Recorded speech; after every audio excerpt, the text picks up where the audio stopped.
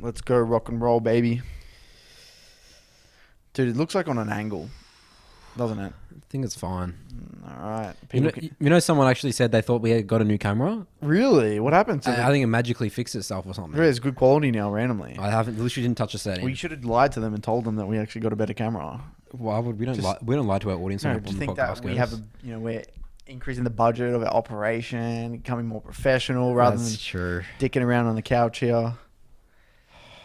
No, we got a low budget angled camera. Is it really angled? It is angled. Dude, isn't it looks like our floorboards were actually, it's actually going to be better now because you're going to deny the viewers from your thighs a little bit more. Okay. So it's actually good. So now it's it's all more people to talk me. about, honestly. People only watch the podcast, watch this show for the thighs, rather than the actual content. Yeah. I'm just an object. You're a dancing monkey. That's what I like to call objects, dancing monkeys. Just Really? for the pure other people's pure attention. Because that's what a dancing monkey is. It's like think about like like that Simpson meme With the they're like fighting the monkeys and stuff. Like it's hilarious. You know what I mean? It's like you're using them as entertainment. Yeah. For like I'm just an entertainment, pure entertainment. Dude, I'm so relaxed from my holiday, man. Absolutely, dude. All right, so I'll start. It's my turn. Yep, that's right. All right, here goes. Hopefully people will notice. I got a bit. You probably can't see the tan. I got a bit of a tan. But you can't really tell, can you? Maybe if you look at me.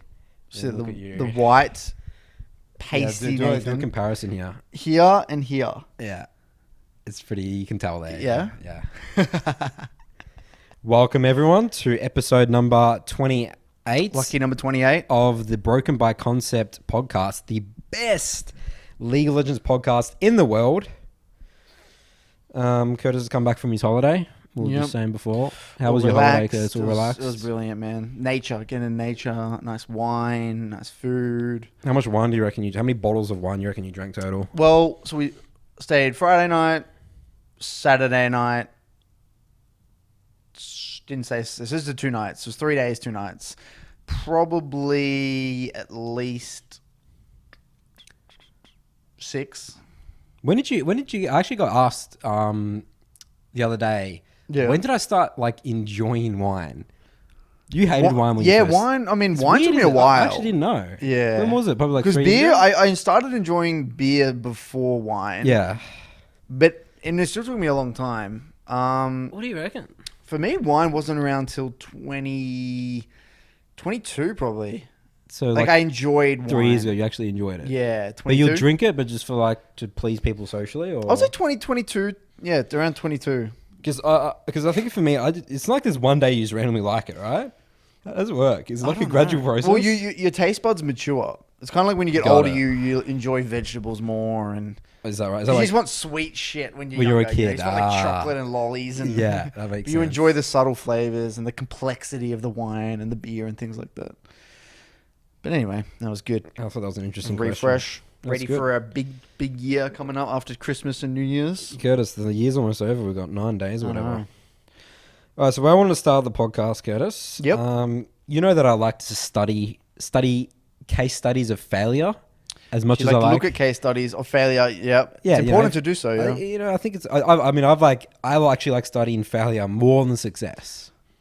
You've always said that. You've always told me that I you love it. learn more It's from failure fascinating. than success. It's fascinating. I love Well, it. good. No, but you know the important thing about that is Yeah. that, I mean, everywhere, Instagram, everyone's showing the best, like the people that are successful. Yeah. No one talks about the people that failed. Yeah.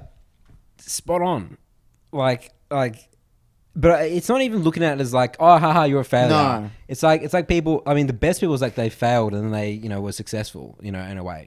So Right. like, I mean, I think that's a lot of the majority of the people that I study. I mean, but no, I mean, I still broaden my horizons to people that just like that's it. Just complete failures in every aspect. So where I'm leading to this here, there was a post on Reddit today of Chaox. Now, a lot of people probably don't know who Chaox is. Yep. Chaox. And he was the AD carry for TSM back in Season 2, Season 3. And he posted a video today. He's like coming back, sort of just showing his face again. And like he's back to like playing League. I think he's just playing casually, right? And in this video, he talks about what he's been up to for the last 7-8 years. So basically, this guy was the AD carry for TSM. And he was like, I mean, one of the biggest names in North America in Season 2, At the right? time, yeah. like very successful in season 2 with TSM. That's when they were on their dominance, when TSM was just dominating everyone, and best AD carry in North America, probably at one point, definitely, right? Okay. So he was then kicked from TSM in season 3. Oh, so when I talk about like eyes, like he would like stream, like I remember watching his stream, like 10,000, 20,000 people watching him. Really? Yeah, he was huge. Like he was all part of the TSM was massive Like back then. wasn't Darius they? was huge, all that sort of stuff, right? The TSM Bay Life, when they did that first gaming house, right? So I went up and I had a look at so basically in this video here he talks about a lot about what he's been doing for the last like 7. It's a very short video. Basically he's been in China and he got into poker. He was successful at start, but then lost a lot of money, had depression, like mental issues and stuff like that. Apparently had some breakdown.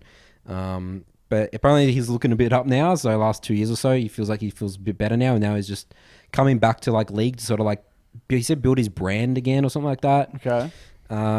But I wanted to actually look as well at going back to why he was kicked from TSM. And I found this old article from .esports. And basically, so here it how says, old is this article? This article is, I actually don't know the date. Okay. But this is just what this article said here. The situation was aggravated further by Chaox's absence from team practice before each day's matches. On the first day and after a night of heavy drinking, Chaox unapologetically strolled into the event hours after his team had arrived for practice. He was so late, in fact, that his team had already taken the stage and had sent the TSM manager to go look for him. Chaox was similarly late on day 2, but it was on the third day when he left the practice area to fraternize with the TSM fraternize, that he had irredeemably alienated his teammates. And then there's a quote from Reggie saying, who's the owner of TSM, he was a player for the team at that point. We grouped up and he wandered off with some fangirl because apparently going off with a fangirl and showing her around backstage is way more important than practicing and getting ready for your match. I'm not okay with that. I'm upset with him. Everyone is upset with him. He's hurting the team tremendously. So it was at MLG Dallas. Wow. So that's pretty big, right? That's some big shit. All right, so let's break this down a bit here. So there's a couple of lessons to takeaways. Again, like I don't want to say it's just like we're bashers, failure. It's like let's learn from this, right? Mm-hmm. And I'm sure he has his regrets and stuff like that as well, right? So let's put yourself in your shoes, okay? And we've touched on this in ways in the podcast as well about sometimes the danger of getting good at something, sort of in the wrong way, or like think about how many eyes was on this guy. Like his ego would have been through the roof at this time. He has fangirls. He turns on his stream $20,000, things. He's probably very well off financially because you're making so much money from streaming at that point, right? And then you go from that to, what it seems like the last couple of years. He tried to go pro in poker, and now he fell off the face of the planet. Face of the earth. He said no one cares about him anymore. Yeah. No fan. No one watches him.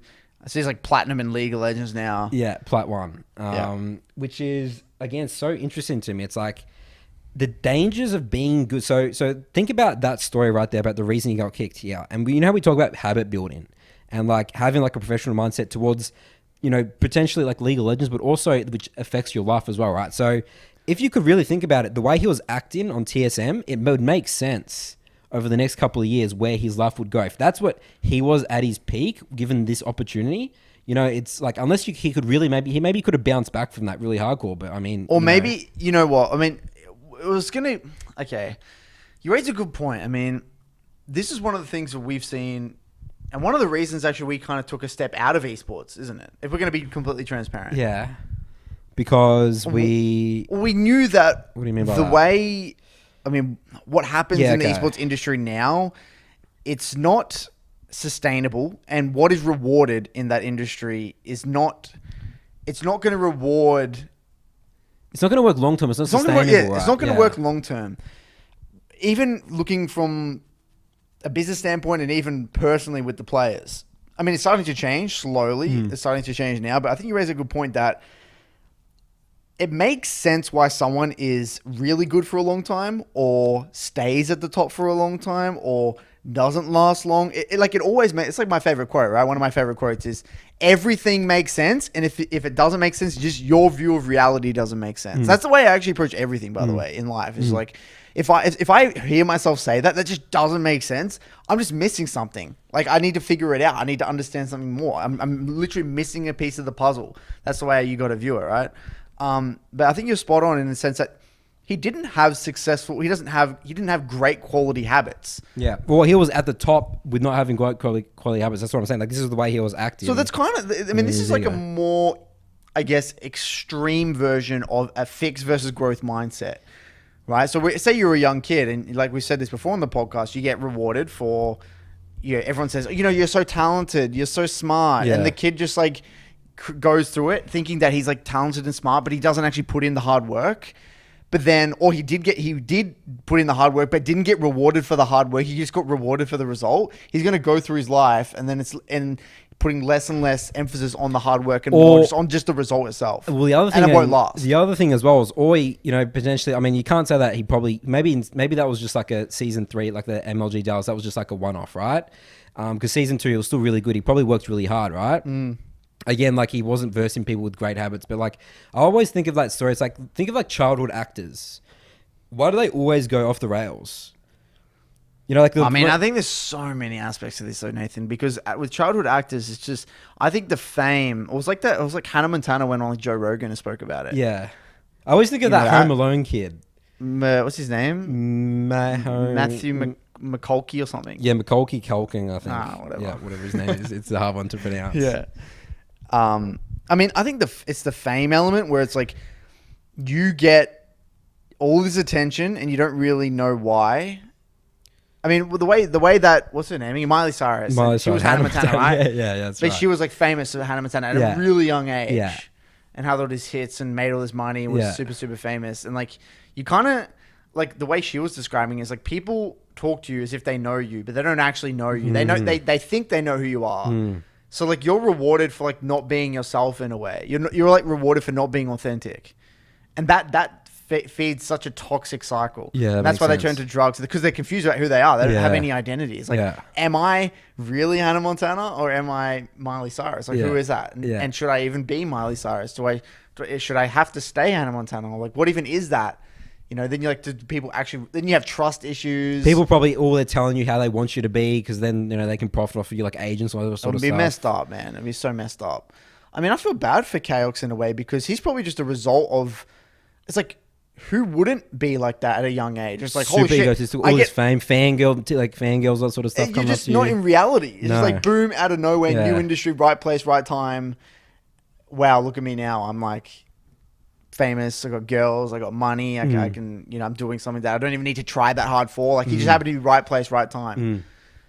But that was actually super interesting because the beginning of League, right? The players at the beginning in League, I mean, even us to a certain extent, we're kind of not that early. Like, we weren't like pros back in season 2, season 1. Like, we weren't that early. We were like kind of in the middle, like season 5, 6 and things like that. But, because we got rewarded for bad habits. Good. We just got good because we played a lot. That's all you do.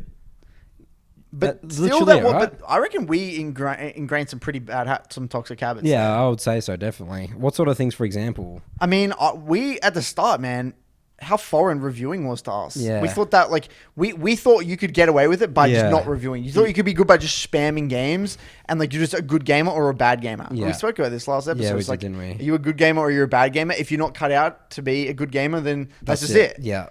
There's no in between. It was foreign to us where there was a gamer that could be a good gamer. It's like, no, he's bad or he's good.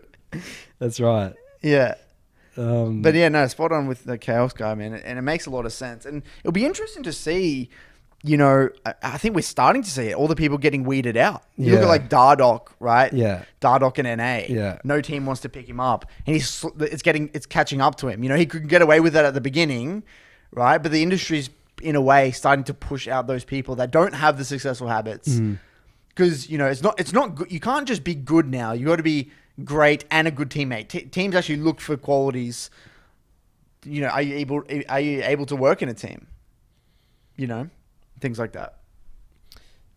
Yeah, I mean, I guess it always just, what goes around comes around and stuff like that, right? The other point as well I wanted to say, so the showing, the habits, like, I also, it was interesting because I did a little bit more research on this because I wanted to hear a bit more of his side of the story, right? 'Cause Right. You always want to try and find two sides of the story.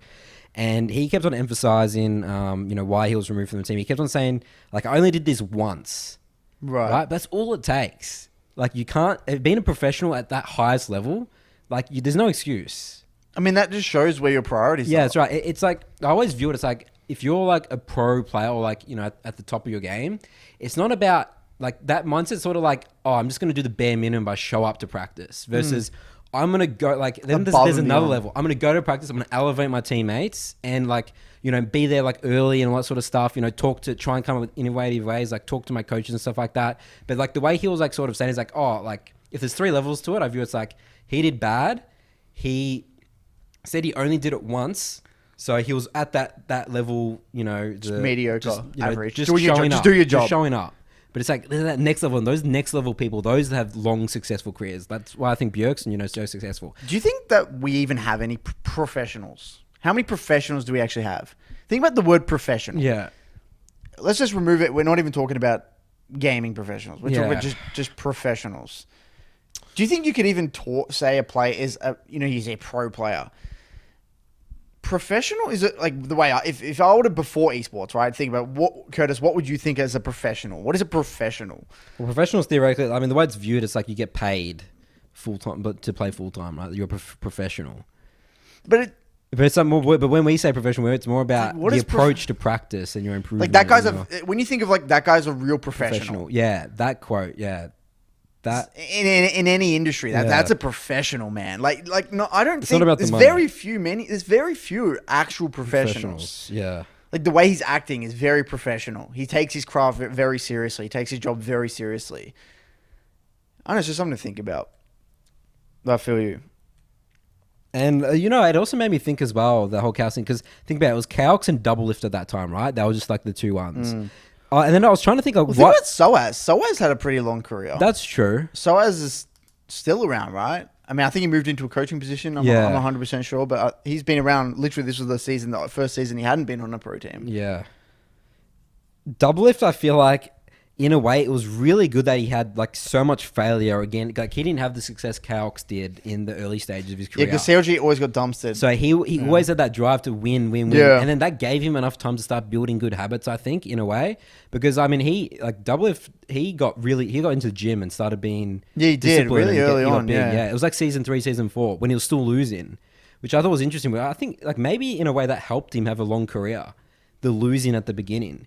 Because I think that, like, what happens... He had to struggle for it. Yeah, he had to struggle for it. But Calx got it handed to him on a platter, essentially. Right place, right time, right teammates. Right teammates. Right like, role. Reggie was the best mid, Darius was the best top, Oddrun was the best jungler, and he had special support, so fascinating. So I think maybe, in a way, that helped. Like, maybe Doublelift could have gone down this route. I mean, maybe not, because Doublelift also, he had to make league work because he was just kicked from his family. Okay, and stuff like that, let's pivot here a little bit. Okay. Now, let's actually talk about... it's kind of tied onto it. Bad habits. All right, we're talking about bad habits, right? Oh, Jesus. I mean, we all have bad habits in areas of our life. And this is a pretty serious one. It might get a bit heavy, but I had a guy message me a while ago. I'm not going to say his name. And he's a 30-year-old dude. And he was been 5 years sober from drug abuse. Jeez, that's an achievement. Yeah, 5 years. Really awesome stuff. How bad man. drug abuse are we talking? Oh, he didn't go into details, but he just said he's been sober for 5 years and it nearly ruined his life. Yeah. And and what he was saying, how it started with his first addiction upon reflection, doing like the rehab and things like that, reflecting, was gaming. And then it led to gambling, and then it led to drinking, and then it led to drugs. It was like, it was always Steady something more and more. It was like, it was a progression for him. And gaming addiction, it's actually properly recognized by the World Health Organization as an actual thing. Yeah, I did not know this. I thought it was in some countries, but it's actually that's the world, right? Yeah, that's correct. Because I remember, isn't there like some limit in Korea? You can't play at 18 past net cafe, like PC games? It comes it's like a warning, and if you're underage, you just get kicked off and things like that. 10 p.m. I think that's something Korea do really well, by the way. It's like you have your account attached to your social security number, Yeah. which is really cool. But so they know like who you are and how old you are. Well, people just abuse it. They just use their parents and stuff like that, right? Yeah, All the smirk. There must I be, guess so. you know? I mean, I don't know. I don't know. It's definitely a good step versus complete. You can make it Well, a throwaway kids literally account. get kicked out. They go around and like they say how old are you and stuff Yeah. like that. You get kicked out. Yeah. Anyway, and we haven't really spoke about gaming addiction, and I think we have a pretty big responsibility here because we push. Think about Nathan. We push how great League is, and if you're going to talk about looking at successful people, and then we can look at the opposite side of things. We talk about how great League is for personal development and being. Developing these competitive traits in yourself, seeing what you're made of, putting your mind towards something, building confidence, that sort of thing. But we also need to talk about the flip side. There's a balance to things, right? We need to talk about balance. We need to talk about, there's going to be people out there that are addicted. And so I was going through, I actually have the website here, and I was actually going through the website. So this is there's an official definition here. Is on the World Health Organization website. Yeah. So gaming addiction is a behavioral addiction referring to the pattern of frequent and persistent gaming despite the negative consequences that this causes, including relationship, financial, or work-based problems. So I was going into this and trying to learn a little bit more. And we should probably link this in. We'll probably link this in the description. If you guys want to learn more about read out that thing you said before, the symptoms. Read those out again. Yeah. So I was actually looking what the signs and the symptoms are. So I was fascinated as well. Yeah. And I was reading what defines gaming addiction. Because I was reading this out before to Nathan, and I'm like, Nathan, you were 100% addicted when you were in high school. Go through the list. Even myself. Let's go. All right. So here we go. So when someone has a gaming addiction, they will be preoccupied by the idea of playing certain games, which may last many months or even years. Even during conversation, they may struggle to talk about anything else other than their gaming exploits, while their hygiene, social integration, college and work performance may all suffer as a result of intensive and prolonged gaming sessions. So there's two primary signs that set gaming addiction apart from avid gaming habits. So these include obsessional thoughts about gaming. A person is so preoccupied by the idea of gaming that they will crave their next gaming session and be focused so much on previous gaming activity that this can get in the way of developing social relationships and can interfere with major aspects of their life, such as work performance as well as physical and mental health. Yep. And the second one, which is using gaming to alter low mood. Another major sign that someone feels a compulsion to play video games is that when they appear to be doing so to escape from an uncomfortable situation or to mask underlying symptoms of stress, depression, or anxiety. The feel-good chemicals released in the brain when playing games can lead them to feeling the need to play for longer as the addiction gets worse. So it was going further down here, and then there was symptoms here. These are the symptoms of gaming addiction, and there's emotional symptoms, social symptoms. These are the two types of symptoms here. The emotional ones... feelings of restlessness and irritability resembling withdrawal symptoms when you are unable to play. Hold on, Tick, okay. I had that one for sure. So you had that one. For me... So withdrawal, what did that feel Dude, like? I had this on weekends when I was forced to like go out or do Yeah. some like bullshit, like Yeah. family activity or whatever. Yeah. I would definitely get really angry and restless and irritable because I'd be thinking about going back to playing games so much. I can't remember, but I mean, I must have. I mean, I was thinking about it all the time. Well, the next one is thoughts are dominated by gaming even when you're not actively playing. Definitely 100% Definitely. me. I literally have like my About Me page on my website is literally the first line is in my final high school exam thinking about UDIA builds. Right. I'm like in a serious like... Well, we got to be careful about what message we're trying to spread in. Yeah, well, let's keep going. Let's keep going. Becoming isolated and detached from friends and family in order to free up time to play video games. Yep. Mood changes often dictated by whether you are able to game or not. Yeah, yes. If my dad turned off the internet, I would have tantrums. Yep.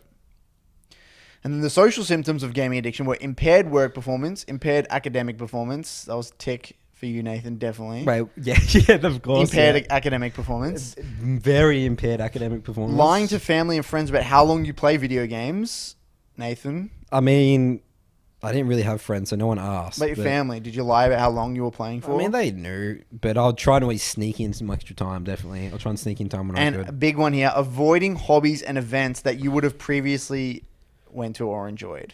Whoa. Okay. There's a fine line between enjoyed there. All right, so let's say, I didn't go to any parties in high school. No, I didn't give a shit about that. Okay, so Nathan did not go to the debutante ball. Yeah, but I didn't want to go to that. How do you know that was because of the gaming addiction, though? How do you know what you want? Maybe your emotional and your social these are just things taken over by it. But it says to whether you would have otherwise enjoyed. I mean, I don't know. It was something to think about.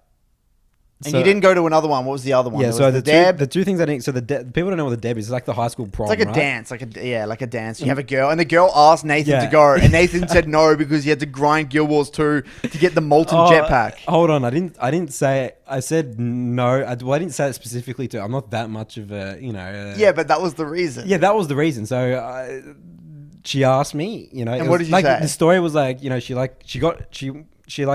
was really took the balls to ask, like Yeah, as a girl for a guy. Usually right? the guy asks the girl, not the girl asks the guy, right? No, in our school, the way it worked was meant to be the girl asked the guy. Oh, right. So she got herself all pretty and stuff, walked up, and I was with my friends, a group of friends, and in front of all my friends, she literally goes and asks, she's like, do you want to go to the dance with me? And then I said, nah, I'm not really too much into dancing. That's what you said. But in the back of my mind, I'm like, it's Guild Wars 2 launch weekend. I can't miss this. Yeah, because you wanted to... No, was it the launch weekend or was it... It was the launch weekend. Because then there was another time where you skipped another event. That was the end of the year 12, wasn't it? The end of year 12 thing. Yeah, the big thing where everyone dressed up and It's called the... I forgot what it's called. Valedictory dinner. It's called a valedictory dinner, and all the people from the year level go, and you have dinner with your family. Yeah. And I you skipped sit with your girlfriend or whatever it is, and then you have dinner and they give awards out, and it's like a proper farewell dinner. You just meant to go. Meant to go. You just got to go. Well, but everyone actually enjoyed it. It was a good night. Yeah, it's a good night. I mean, again, I don't know. I didn't go there, but you have a sip of your dad's beer and things like that. I found a reason not to go to, again, This was to grind gold gold Guild in Wars. Guild Wars 2. Yeah. For a specific, I remember the molten jetpack. The gear saw as well. Gear saw as well. Yeah. Okay. Yeah. So this is some serious shit here. It is. That's pretty bad. Okay. So, But I enjoyed that, Curtis. I had fun. Okay. I have no regrets. Okay. No regrets. You have no regrets. It's fair No. enough. So anyway, there's a lot here. I mean, we're not going to go through all of it. I just want to Yeah. introduce it, and we can Yeah. put a link in the description. Yeah. I mean, okay, there's a few things that we need to touch on. First of all, I would say parts of my... I'm not going to say all of it. I would say parts of my childhood or my Yeah. adolescence, I was definitely addicted at one point in time. Yeah. Upon reflection, I probably did use gaming as an escape. But for me, it actually has saved me because it was the only thing that genuinely gave me happiness at the time. Well, that's my excuse as well. So where do you draw the line? It's Now, hard. this is where do you draw the line, Nathan, between a passion, something that you're Yeah. genuinely passionate about, and it's something you love and it's something you want to dive into? Because you could, what if someone was absolutely obsessed with basketball? And that's all they thought about. And after school, they go to the courts and they play basketball. I could see people in my high school love basketball. Obsessed. They watch NBA all the time. They're on fantasy draft during school. After school, all they do is play basketball. They think about basketball. In lunchtime, they're just playing basketball. Yes, that's just because it's basketball and it's kind of healthy for you with your body. So it's kind of accepted. And then people say, oh, no, that's just their passion. But where do you draw the line? Where do you draw the line between a passion and where do you draw the line between an addiction?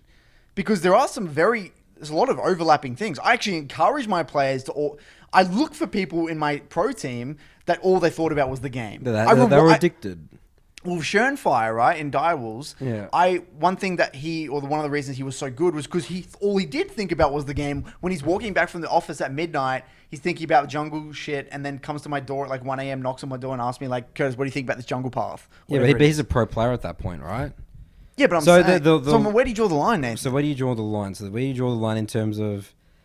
I mean, if you want to be the best at something, addiction is good. Do you agree with that statement? I gotta agree with that statement. You have to, right? No, but if you think about it, it impairs your emotion. You're not able to be logical because you get withdrawals for walking away from the game, Nathan. So I think I don't think optimal performance comes from addiction. Because if you are really obsessed about performance only, getting better at the game rather than just playing the game, sometimes getting better at the game requires you not to play the game. Sometimes getting better at the game, you need to actually step back of course, and sit away from the game for a day or half a day or a few hours to mental refresh. So maybe there's addiction to a point to get you a level of challenger.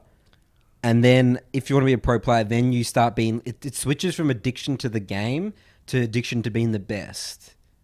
What do you think about that? Because then you realize, okay, if I need to be the best at this game that I was once addicted to, then I need to start playing less, having high quality practice, exercising. Well, what I'm worried about, Nathan, is that, But the problem is that people, I think that maybe who, and a lot of people come ask you, like, I want to be a pro player and stuff like that. Like, and like they're like gold or something like that, you know? And like they would have addicted to, they would be like, okay, well, Nathan could have telling me I've got to be addicted to be the best. But it's like, well, Nathan, I still don't think you need to be addicted to be the best. you do, absolutely, Curtis. There's no question about it. All those symptoms right there make greats. Again, I think there's a fine line between addiction and being incredibly passionate. I think someone who's addicted will beat someone who's passionate any day of the week. If we're talking about the highest level of competition. I mean, from what I read there, dude, when you're literally impaired, like you literally have withdrawals. Like, yeah, that's how it's got to be. You think that's how it's got to be if you want to be like the best of all time? Yeah. But this is for such a small small minuscule part of the population. We're talking about like 0.00001%. We're talking about like 30, 40 people in the entire world. So that's why you have to have a definition. And yes, addiction is bad. But I'm worried, dude, because I mean, I saw it with you. I saw it in parts of me growing up. Dude, what about the people that maybe they couldn't make a career out of gaming and then they spend or whatever, and then this actually has an effect on their social life, their friendships, their relationships, their ability to start focus at university. Yes, it's great to have League of Legends as a passion, as a hobby, and as something to increase and see what you're made of and develop self-confidence. But if it's taking away from your ability to study, it's taking away from your ability to develop relationships and to get out there and express your best self, then that's a huge fucking problem, Nathan. I mean, and again, I'm not an expert. I mean, I don't know shit. I mean, I only just read this article today and I was getting into it, and I wanted to kind of raise it and be this is more of like a thing to talk and explore in the future. Yeah. But this guy's story, I mean, it's powerful. This guy said, in the way he was saying, was like, well, if you could, share this story, this could have been, I could have recognized this way earlier on and I wouldn't have gone down that rabbit hole. So then he wouldn't have gone from gaming to drugs or that sort of stuff. He could have realized, holy shit, I'm actually addicted here. This is a problem. I either need to get help, I need to tell someone about this, or I need to get on top of it now, because this can actually have flow-on effects in someone's life. And I think but again, I mean, I don't have the answers, and maybe this is where we need to get some form of professional to talk about this. What is the difference between obsession and passion and then addiction? Obsession and addiction. It's a they're all very closely tied together. Yeah, they are, aren't they? Because for me, I actively put away my social life and put aside my social life. I willingly sacrificed it. I willingly sacrificed my financial situation, my social situation, even sometimes my like health and happiness to pursue or be really, really good at this. I have actively. Have you not? You can't say sitting in a chair for 8 hours a day. Of course, yeah. I knew actively was not good for me. Yeah. I knew that I wasn't hanging out with my friends. I did literally left all my friends in Melbourne when I moved to Sydney. Yeah. And my family. Yeah. I left my girlfriend. Yeah. I made way less money doing what I did. Yeah. Basically every aspect of my life deteriorated while doing what I did. Because I was obsessed and I wanted to be really good at this. Yeah. And then so happens it's allowed me to develop really good habits though, which now I can apply to every area of my life, and I feel pretty confident moving forward. But that's what I'm saying. Like, I mean, I actively did give up all these aspects in my life, and it deteriorated all these aspects in my life. Did it not? Same for you. I mean, think about it. You could have taken the traditional route, probably earned more money, have more of a social life, probably been much healthier if you had taken another route. Of course. But you kind of did it. I don't know if you did it actively, right? You just kind of. What do you mean by actively and like passively? Like maybe. I mean, you were just going to do it anyway. Yeah, it feels like for you anyway, you were just going to do it. And if it didn't work, then that's it. Just wrap it up, dude. That's it. I had a good life. Done. I mean, are you worried about this addiction thing, or do you think it just doesn't affect many people? Like, how many kids do you reckon are genuinely addicted out there? Out of the people you've coached and you've spoken with and that sort of thing. I don't know enough about their lives to comment. Okay. I think it's pretty fair enough.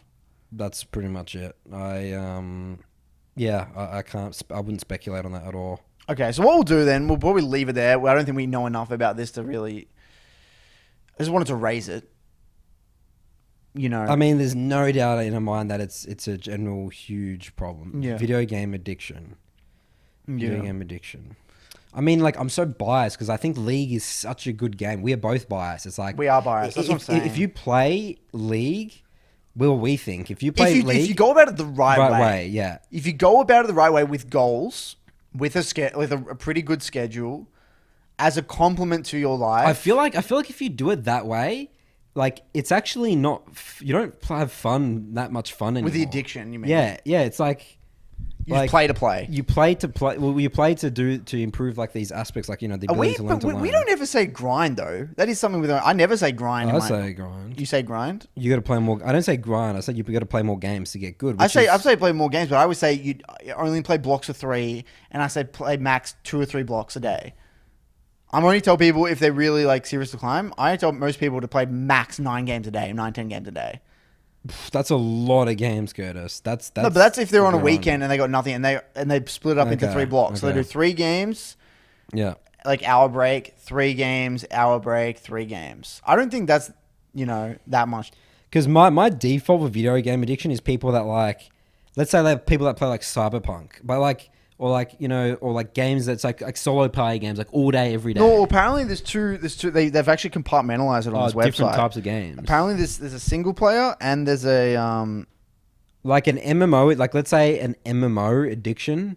Oh, they're the worst. I think MMO addictions are the worst. That's probably really bad. So what? But there is parts of like, I mean, I learned a lot of being good at games through MMO, through WoW, through high level raiding, like understanding like. Communication, work on team, efficiency, all this sort of stuff. They've actually it was damn hard, Well, they've actually split it up into single player and multiplayer video game addiction. So apparently there's single player video game addiction, and these types of games involve only one player and tend to involve a clear path or a series of missions to complete. And it will feature a narrative to accompany your progress through the game. Signs of addictions to single-player video games may involve obsessional thoughts and preoccupation with beating a high score or completing a game on a particular difficulty set. That's kind of like Diablo in a way, right? Diablo. That was a very addictive game like that. Like, that's bad addiction playing a game like that. And like Path of Exile kind of things like that. Whereas multiplayer video game addiction is online multiplayer games are video games that are played with other people based in differing locations across the world via an internet connection. These games are mostly likely to cause symptoms of addiction due to there being no official ending like there is with a single player game. The infinite amount of scenarios and levels to play through means that it becomes difficult to break the cycle of addiction, with enjoyment in creating characters or avatars among virtual communities providing an escape from reality which can be preferable to the real world for some. Whether your game addiction is exclusive to single player or multiplayer games, there are emotional and social symptoms that we spoke about before, consistent with compulsive gaming. That's what we mentioned before. I mean, for me, you can kind of say there's negatives and positives to both. I'm not positives, but not positives. No, yeah, there is a positive. There is a positive because you could be a professional and earn a lot of money. Right. There is a positive. I would say there's probably more positives to being obsessed with a multiplayer game, likely. Yes, yeah, there's very few being positives. obsessed to like a single player, like something like just sitting on the couch playing COD 24/7, like campaign, or sitting on the couch grinding Diablo mindlessly, or WoW, PvE. I mean, that can be an absolute, you can sink 20 years into it, man, just like that. I was always terrified of getting addicted to WoW, by the way. That's why you never played it. I think that was one of the reasons. I just knew that if I went down that rabbit hole, it's so difficult to come back out of it. I mean, I was definitely addicted to WoW. Definitely 100%. Do you think it was an escape for you? Yeah, I mean, I had nothing else, dude. I wasn't high up in the high school social hierarchy, so that wasn't going for me. Yeah. I sucked at school. And what else, dude? I got to get good at this game. It was like, that'll sink or swim. Well, it's quite a sad story, actually. Well, I mean, I think that Nathan, we need to keep tying it back to this, all our podcasts. Okay. How do you develop a better, healthier relationship with the game? With the game, yeah. Having a healthy relationship with the game is so important. That has to be the theme of this podcast. Yeah. This has to be one of our goals, actually, with this podcast. Moving into 2021. No, just fucking forever. Okay, forever. Like in the lifetime of this podcast, we need to get people to have a healthier relationship with the game. Yeah. Because I believe anyway, having a healthy relationship with the game for most people, we're talking 99.5% of people, having a healthy relationship with the game is going to generate the better results long term. Yes, you could in the short term grind, play, do this thing, get away with it, and get good results. But in the long term, season in, season out, you're not gonna. You're just not. You're just not gonna get those results without having a relationship. So for you right now, how would you develop having a healthy relationship with the game? What does it mean to you to have a healthy relationship with League? What does it mean to have a healthy relationship with League? Just, well, I mean, the easiest sign of having an unhealthy relationship with the game is you're just angry. You're angry after a game, or you're angry and it's bringing you to real life things. I think that's instantly the sign that you have a bad relationship. Really? Or is anger good so then you can improve? I mean, dude, to be honest with you, I thought that was a stock standard thing. I mean, getting angry can be. I think there's different types of anger. Good things for anger. I mean, you get to be angry at yourself with how you didn't keep intensity. You can be angry at yourself. All right, yeah. So angry at yourself versus angry at your teammates. I mean, I don't think even having anger, anger and frustration, I think they're natural in a competitive environment as long as you can let it go and it's not personal. It's just like, this guy AFK'd my game. You're going to be pissed off. You got home from work, you're ready for your gaming session, your first game in, you're in a really close game, and 20 minutes in, and then suppress those emotions. And then your 80 carry just AFK. You can't suppress that. Yeah. You're pissed off. Okay, So I mean, I don't know. I'm just throwing this out there. I don't think being angry necessarily means you have an unhealthy relationship. I mean, I would say yes, having an unhealthy relationship might be you get angry, but then like you don't let it go, and then it affects your outer game for sure. Like then you go into like you have dinner with your family and you're like, oh, this dinner sucks, and then you rage, you have a go at your sister, and then I mean I could say that's getting pretty unhealthy. Yeah, I'd say that. Yeah, actually, I had one guy like I used to coach, who the game would stress him out so much that he had physical health problems. That's unhealthy, right? Definitely. Like I mean, his hands I think permanently screwed potentially. Right.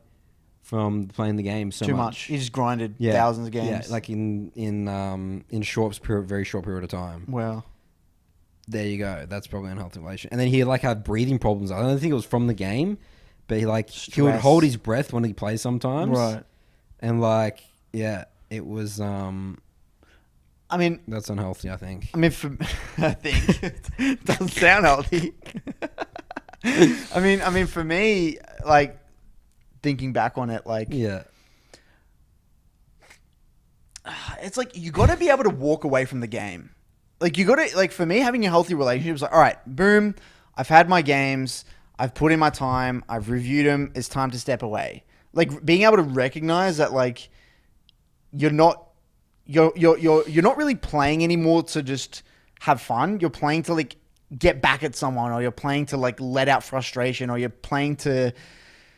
I don't know, just playing without intention in a way. I feel like sometimes people they just kind of fall into this so the dangerous cycle thing. It's like, you're connecting with the goal, you're playing to improve. You're going to get frustrated and all that sort of stuff as normal on the way. I want to say something very controversial here. Okay. I actually think League is not a game if you want to just play casually. Oh. Okay, by casually, I mean you don't play ranked, and you literally say you're not interested in actively improving. If you're genuinely not actively improving at the game, because at that point, dude, isn't the game just real? The negatives outweigh the positives. Because I had someone in my Discord today, right, saying I'm new to the game. He's Iron at the moment, and he says what's the point in playing sometimes? Why would I commit myself to this game if I have to mute every game? It's such a good question. It's why play the game? Surely there's a game out there. If it's really just a hobby, a pure hobby where you're not even a competitive person and you don't even really want to use League as a personal development tool or a self-help tool or to find out more about yourself. You're not interested in any of that, and you just want to purely just potato out. League is just not the game for you, man. Straight up. I mean, would you agree with that statement? I mean, I might be wrong here. I might be over-exaggerating, but I'm thinking to myself, League, if you're playing for fun and just relaxing, it's not a relaxing game, is it? No, you got to be focused. Because if you die, you mess up because you're just chilling and you're alt-tabbing and stuff. You die, either you're going to get flamed out, you're going to get really far behind, and you're going to get stomped. Well, you also have less fun. I have to be focused to, be, to dominate my opponent. Being ahead is more fun. More fun, yeah. maybe And the you game really is gotta just. focus. I mean, maybe it's just not developed for casual gamers. It's just designed to just be a very competitive game. I mean, I think it's the best. It's the ultra. It's the best competitive game. Or it's great if you want to actively improve. Because the tiers and the divisions and the LP show you your progress. It's like direct. It's like you're able to see directly your improvement. Yes, it's a very good question, Curtis. This is Because a lot of people, I always fascinating. say to myself, like, dude, I genuinely don't think this guy should play the game. Yeah. But again, maybe there's ARAMs, you play Clash with your friends. But yeah, and with your things like friends, that, yeah, because maybe. then you're no longer affecting other people. Like, If you only play with normals with friends. yeah, with friends. Well, I mean, because you know them, like That's it's- true. If you imagine you just play with colleagues or you just play with a group Yeah. of friends, you only played Flex or only played normals with those people. Yeah. I could see it actually. Then you dick around, like not like you're gonna get Play cool flamed. comps, like full Yeah, Malphite, Malphite, Oriana, Yeah. a Moomoo comps, Yeah, and it's stuff fun. like that. I mean, a part of me wishes I could go back to Twisted Tree Line 3v3s with you and PS and just like grind it out. How fun was that, dude? I had so much fun.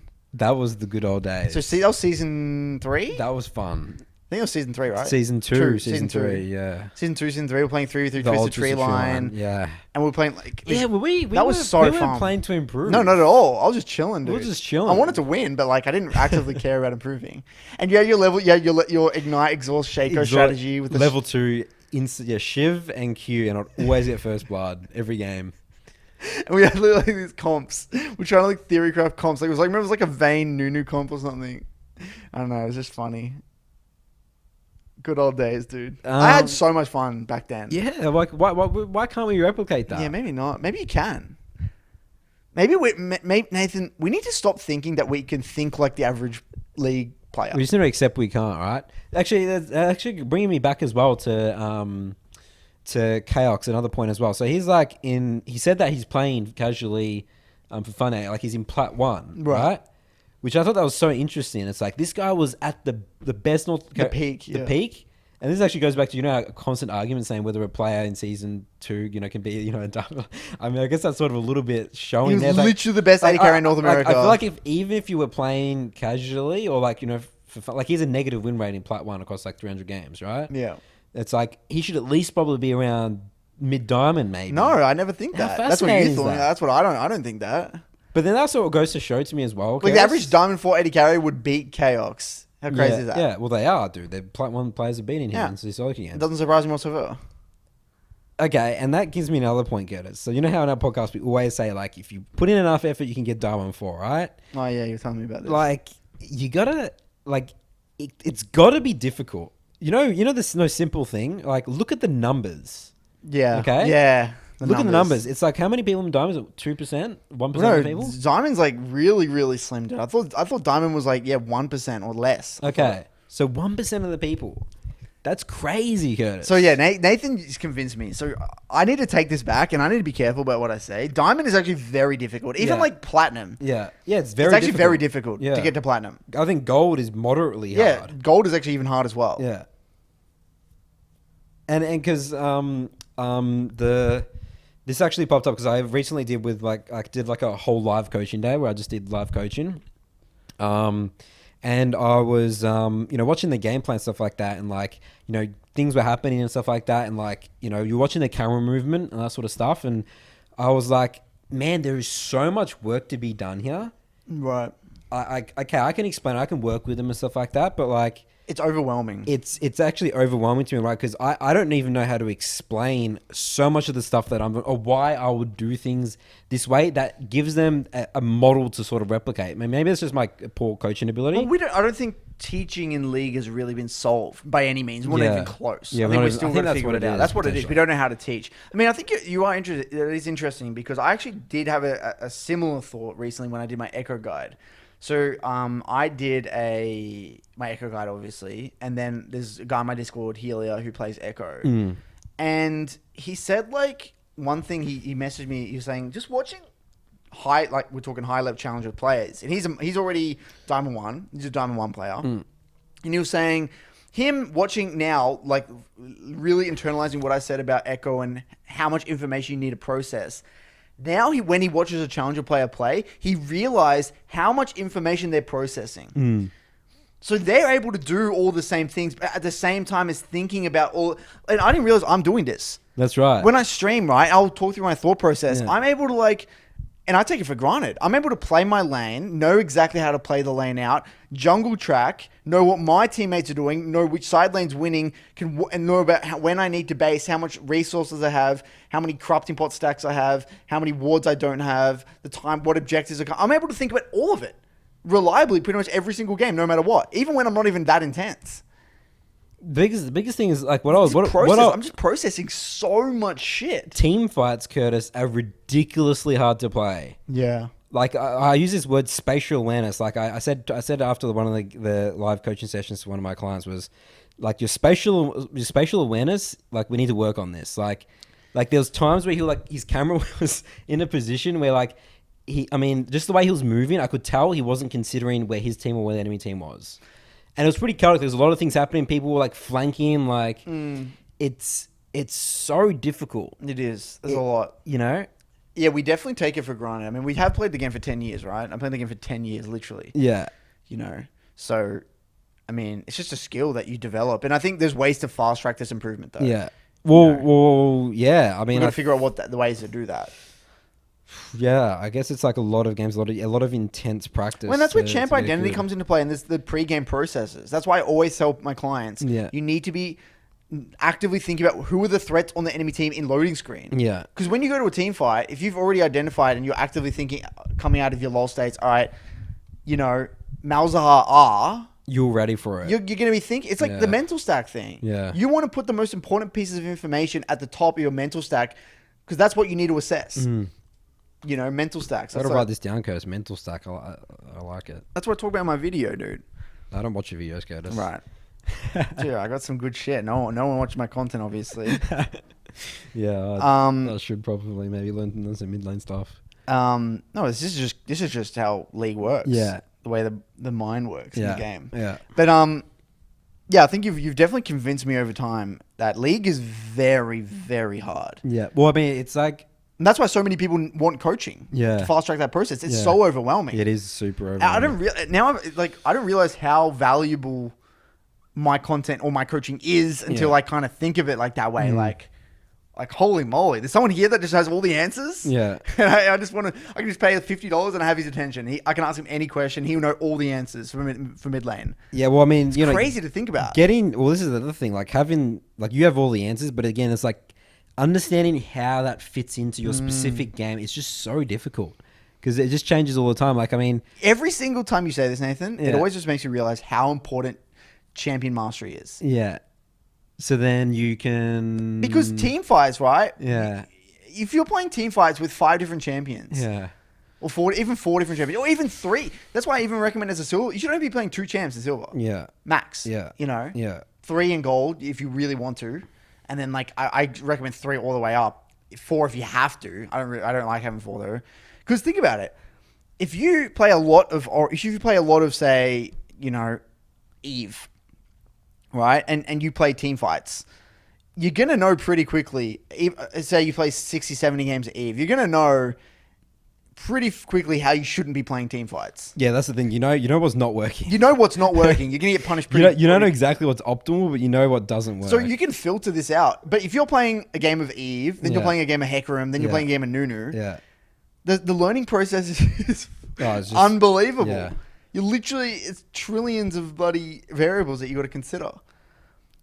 Every single time. And this is actually the theme of 2020, I always knew that champion mastery was important, but it wasn't like every month this year, every week. It's like, holy shit. It's important. Wow. Champion mastery really is important. Yeah.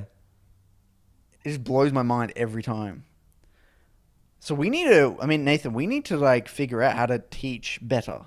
I'm working on it, Curtis. But you really need to. I'm coming up with models. You talked about earlier today, this morning, talked about was it some Overwatch He's coach an Overwatch coach. And he has a was it? Yeah, I think I'm going to steal his model. He has 4 boxes, and every death that he watches, he'll tick the box and basically you can, by the end of the game, you could see where most of the deaths were coming from, whether it's from mechanics, game sense, game knowledge. These are his categories. I would do it differently in a league, but that's the way he did it. And I mean, I feel like the only problem with that, it feels like it's an away from. You know how we talk about going towards something versus away from something?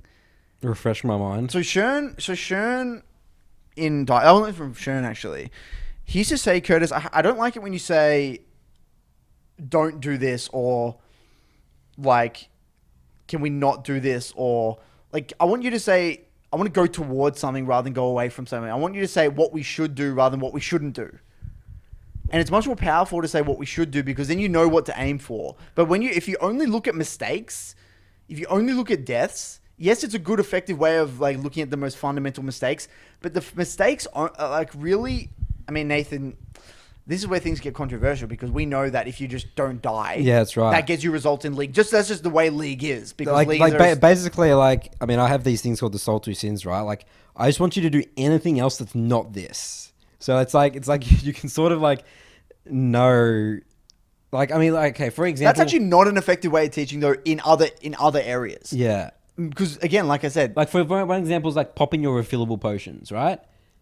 You can't say, wait, so maybe you could switch that into. You can change the statement. You could change it to being towards saying you got to be full HP in fights. We want to be full HP. Yeah, rather than don't be low. You can say be. Low. You can be healthy rather than don't be low. Yeah. Notice that is the way you say it. Don't be low HP versus be full HP. Or rather than don't get caught. That's what he hated hearing things like.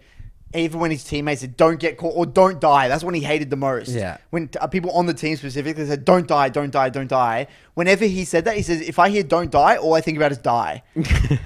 That's what pops into is die. But if you say, assess, well, just... I feel like don't die is a good one in terms of, like, I said, let's say if you're resetting and you don't want them to make aggressive plays. There's a better way of saying it. How do you say that? You got to figure it out, because it's an away from statement rather than a towards statement. How do you want them to play rather than don't die? Because don't die is so, like, it's not actionable. Like, what the fuck if you say don't die, what does that mean? Lose gracefully. Lose gracefully. Lose gracefully, or take good trades. That's a good one. Take 100 to 0 trades. Take healthy trades. Okay. That's much better ways. Rather than don't die, take it. Because then you know what to do. Yeah. And that's something I've really been thinking about with my coaching, Nathan, is like, how do I prevent myself from saying, I'm always thinking of it, how can I make it more of a towards statement rather than away from statement? And yes, I like this model of looking at deaths, because we know that can get you very reliable, quick results. We know that. And it's proven.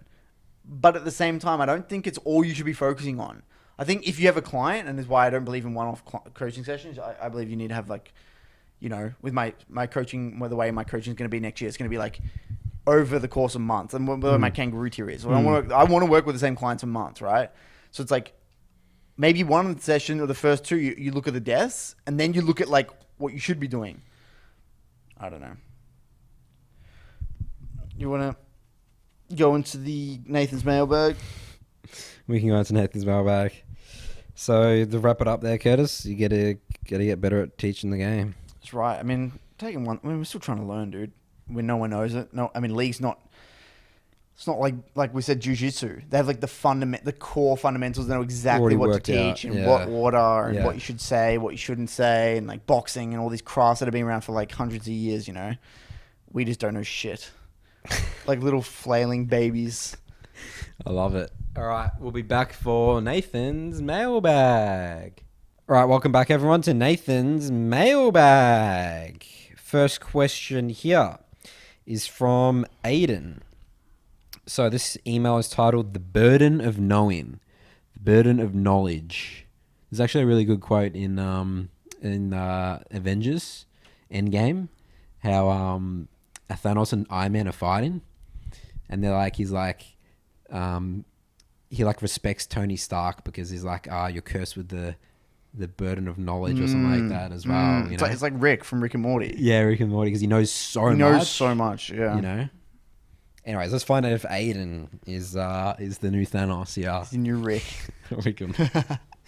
All right, here. So Aiden says, "Hi Curtis and Nathan, my name is Aiden and I have listened to every one of your podcasts so far and have loved all of them."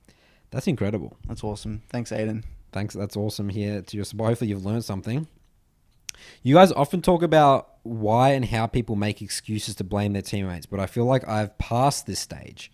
My problem now is that I realize how much control I actually have and feel very overwhelmed with how much I have to improve. When I watch back a VOD, I feel like I know what's right and wrong, but I see that I consistently make bad decisions like compensating for teammates' misplays. What would you suggest to help relieve some of the pressure of knowing how much you are at fault for every game and implement ideas into actual gameplay?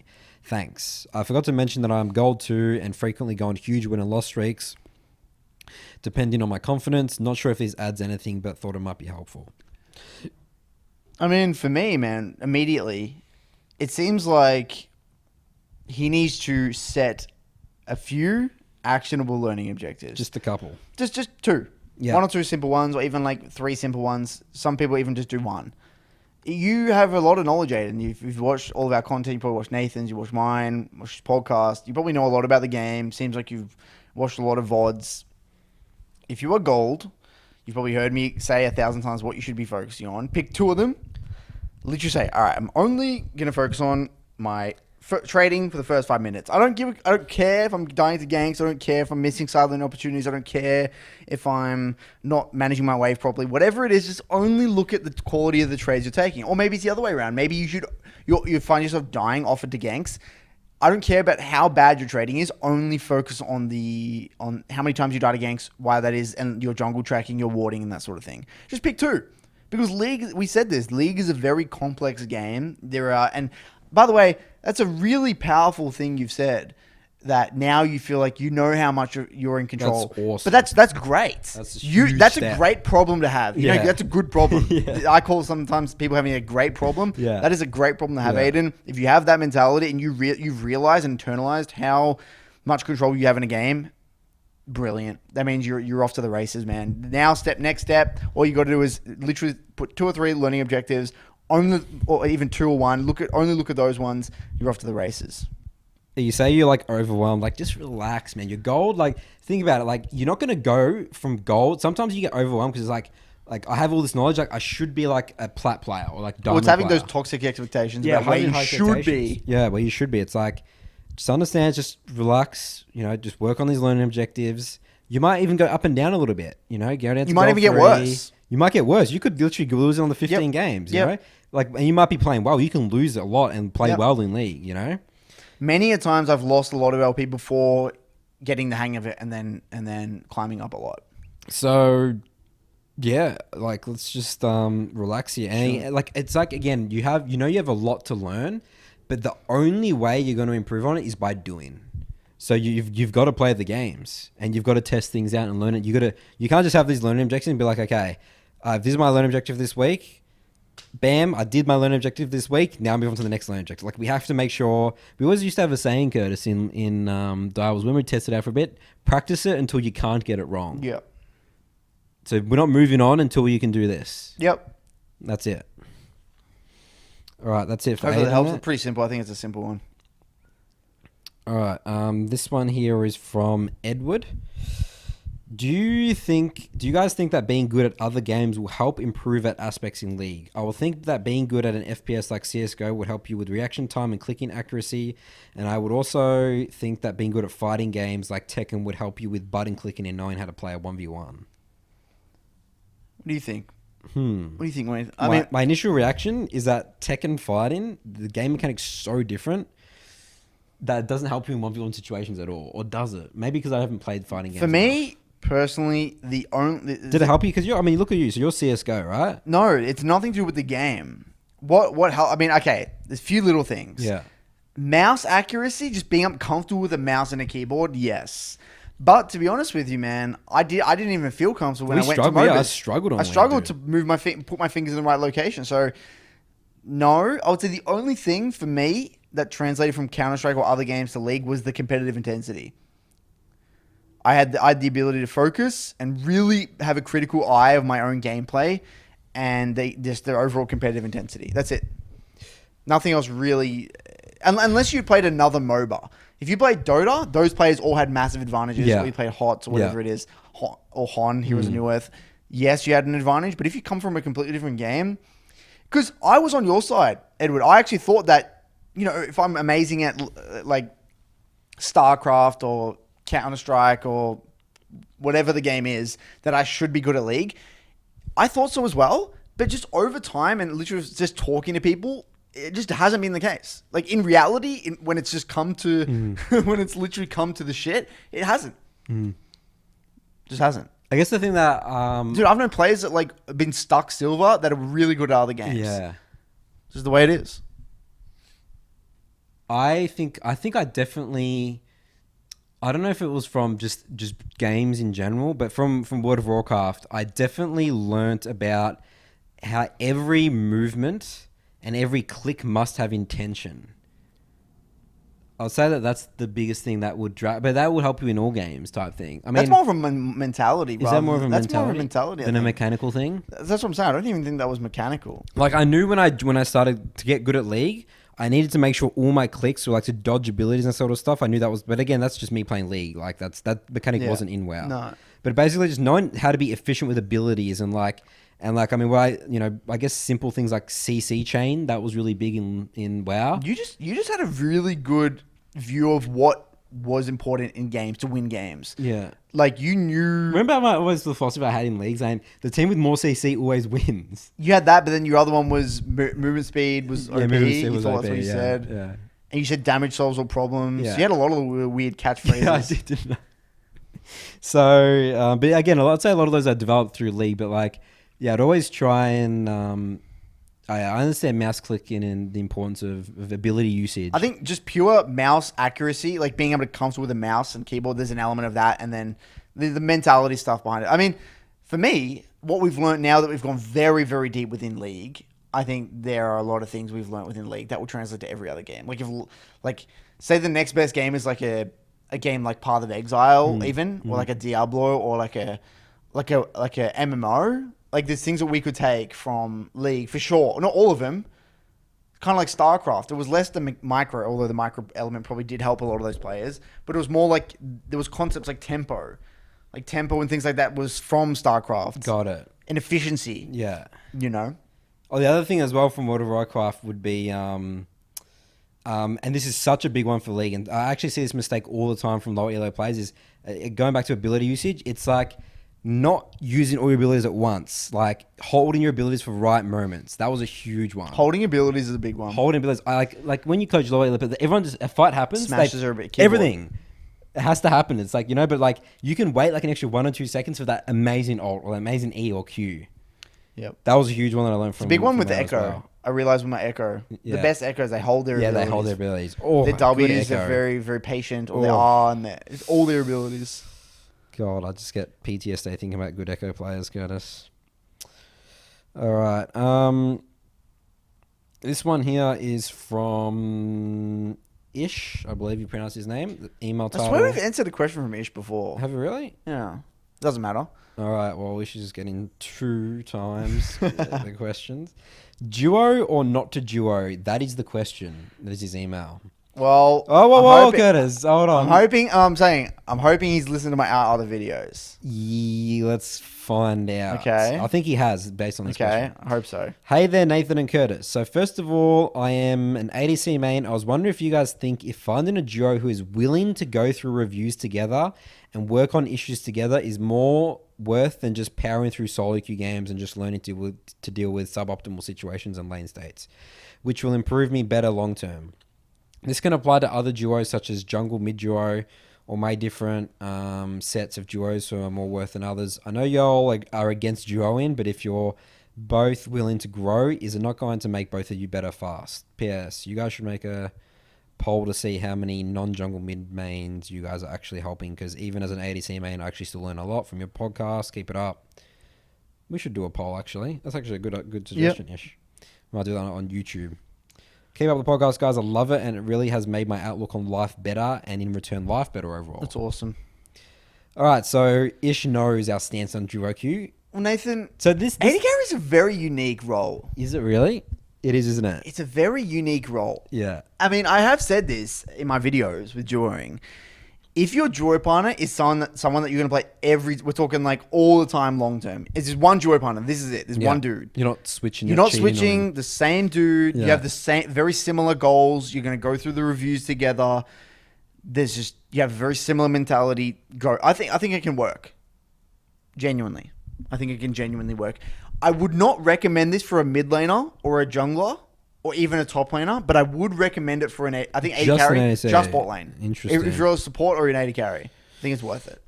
Well, this is so interesting because this is what got me thinking. You know, when we spoke to Jono on our podcast, the episode, where he was saying that if you, like, his approach to duoing, like, we had this perception of duo where, like, you're not really, like, trying really hard, like, you're not reviewing together and stuff like that, but, like, remember when I sort of was taken aback by what he says, like, what happens if you did it really well? What if you did it really well? You know, and this is what sort of, I mean, Ish is saying, like, here, this is looking like you're pretty well, like... Yeah, no, I think it can work. Maybe it can work. If it is, again, you have to have the same goals. Yeah.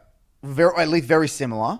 Yeah, so you don't have, like, differences of, like, you're holding him to a high standard and he's not holding you to a high standard. You've got to be able to hold each other to a high standard. You have to be able to get into the reviews and have tough conversations and ask good quality questions and not be afraid to hurt each other's egos. Like, you just got to say it as it is. You got to be willing to, again, play all the time together. Like, no other duo partner, you just have the one. And the reason I say that is because, again, if you're going to play duo with a lot of different duo partners, the advantage is gone. Because you're going to have your own niche way of communicating. You're going to have your own niche way of playing with this player. You're going to have your own way of winning games with this duo partner, especially as a support and AD carry duo. I actually think duoing as a bot lane specifically is great. And the reason I don't say for mid or jungle or top, in my opinion anyway, is that these roles you got to learn to be independent. AD carry and support, when you're joined together, you're actually not taking much away from the role, because the role is all about the 2v2 bot lane, and there's not much like awareness around the map that you're on like an island, and it's just like 2v2 bot lane. It is what it is. Sometimes, if anything, you're going to get a better understanding of your role when you understand the other role better. Like, if you're an AD carry that really understands the intricacies of supports, or vice versa, supports with AD carries, you become a much better support player or a much better AD carry player, because you know what they want and you know what's important. And you can start dominating and finding creative ways to win lanes. But whereas mid lane, I don't want a duo, because I want it to be all on me. I want to make the game harder for me. I don't want someone telling me where the jungler is. I don't want someone telling me what's happening with my support just hovering me all the time. I want it to be difficult, because it's just better. I'll be a better mid laner. Because it's training yourself to make sure we have all the information, you know. It's like, actually, maybe... It's all on me. Yeah. If I have a jungler just camping me or telling me where the enemy jungler is or warding for me, realistic. it's just like... yes, I'm sure it's fine. You can get away with it. I just don't think it's better. I would much rather a mid laner on my team that's just soloed the entire time. Yeah. Yeah, definitely. You know, Yeah. they're just going to be better. Yeah, they will. So, yeah, man, I think you should go for it. If you're an AD carry, I think go for it. I mean, test that out. If you guys can get, like, you know, up to... when can you stop growing? I would say do it for a month. Yeah, see how we go. Do it for an extended period of time, and then do it for, try both. Yeah. Report to us your results. Yeah, but don't just do it over a week or two. Do it for like a month solid with a solid schedule. We're talking 90% of games duo if possible. You can be our test subject-ish. Yeah, we'll write an essay on you. Maybe that's good. Maybe I want to hear from anyone who's successfully climbed with not a cheese strategy duo in. No. I want to hear if anyone's climbed genuinely as a duo that aren't Smurfs. Yeah. Right? Just two people that are gold. Just join, because usually people who duo are just Smurfs that come from like diamond, they go to gold, and it's like Smurf their way up to diamond. That's such a good thing there. Like, who's successfully duoed as a non-Smurf over a long period of time? Why have we never asked that question before? I don't know. We should look at the facts, because we have the perceptions. Look at the results. Look at the results. I mean, because I haven't seen it. Yeah, I mean, I've never seen the result. I mean, I've seen the opposite. People just getting held back, losing elo with duo. Oh, I have seen people duo in high elo, like challenger games, but that's because either they're pro players or one's just getting kind of boosted. Yeah. Generally in bot lane. Yeah. I think I know who you're talking about there. I mean, this has always been the case. All right, so that's going to be it for... So we're going to do... Is the next episode going to be the questions one? Yeah, so next episode... The next episode is our Christmas special. Okay. We're going to get Christmas hats, Curtis. You know where we should try it? You know the place opposite the gym? Why don't we just take the hats from our house? Because it'll be after Christmas this is going to be recorded, isn't it? No, it's not. We have to release it Saturday. Christmas is Friday. Is Christmas Friday? Christmas is Friday. Okay. Yeah. So when are we going to record it? Thursday. Christmas Eve. Yeah. Okay. Okay. And then... Wait, this is the questions one. Yeah, the question. This is going to be our only questions And we'll get episode. some Christmas hats. And we'll get some Christmas hats from that place opposite, the gym. What's that place called? That Domison place. Oh, Daiso. Daiso. Yeah, we'll go there. Domison replay store. And then what we'll do for our Christmas special episode. So hopefully you guys are excited for that. Send in some questions if you guys want some answered, but that's going to be Brilliant. our question. We could maybe do it for like just 2-3 hours. We could be just Potentially. power through it. Just all these questions. Maybe we should have like a drink. Yeah, we could do that. Christmas That's such a good idea, Curtis. drink. I love it. All right. Thanks everyone for listening, and we will see you on our Christmas special episode. You're like falling out of the frame. Yeah, it's been on an angle. It's all right. All right, catch you guys later.